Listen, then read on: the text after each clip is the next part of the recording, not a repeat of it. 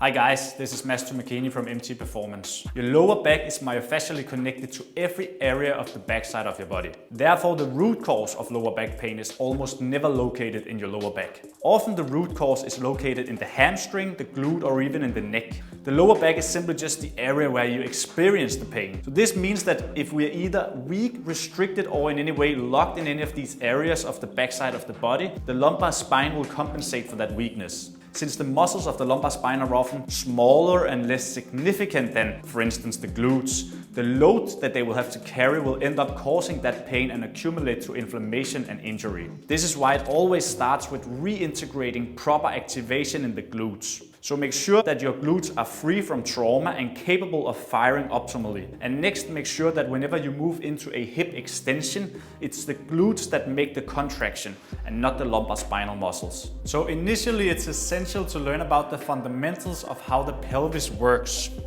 So what the issue here is that we don't want the lumbar spine to take over from what the glutes should be doing. So when most people that are locked into this anterior pelvic tilt is experiencing is that it's the inability of the glutes to fire up that causes the anterior pelvic tilt. This means that lumbar spine is under constant stress. In order to activate the glutes, we have to posteriorly tilt the pelvis for the glutes to take over. So when we posterior tilt the pelvis, the glutes are actively contracting to guide this pelvic tilt, whereas when we anteriorly tilt the pelvis, the muscles of the glutes and the hamstring for that sake are prolonging, which means that they are inactive. So in the exercise that we're going to do, it's essential for you to understand why we posteriorly tilt the pelvis and what happens when we posteriorly tilt the pelvis.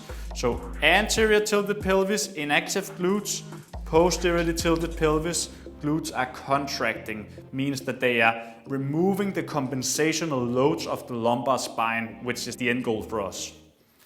What you need here is two biofeedback bands that you're going to wrap around one shoulder and stand on the opposite foot. So we are creating this cross in front of the body. Stand on the other foot as well and place it on the opposite shoulder.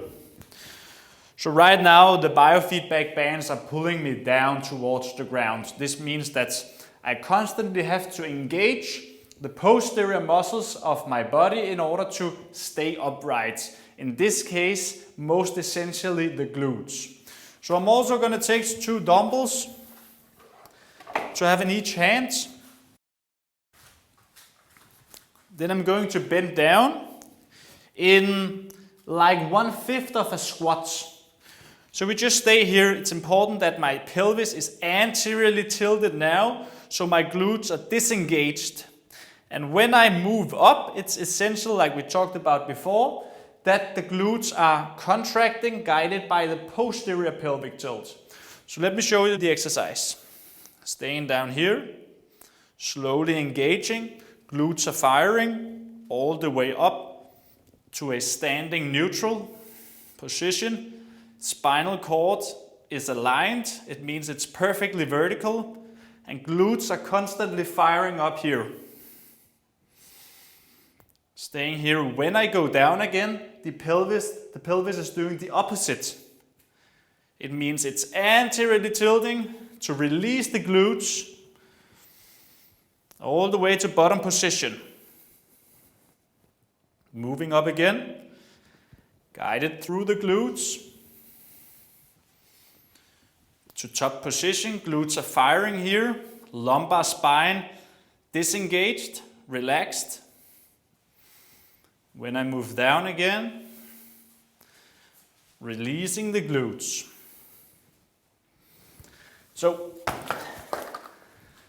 this is a simple and bilateral exercise that can teach your glutes how to fire up and when to fire up. Because if the glutes aren't firing up in any type of hip extension, it means that the lumbar spine or the muscles of the lumbar spine, say the QL for example, are doing the contraction. And the glutes are simply much larger and more significant muscles than the muscles of the lumbar spine. So if we want to prevent lumbar spine pain, we need to actively engage the glutes and teach them how and when to fire up.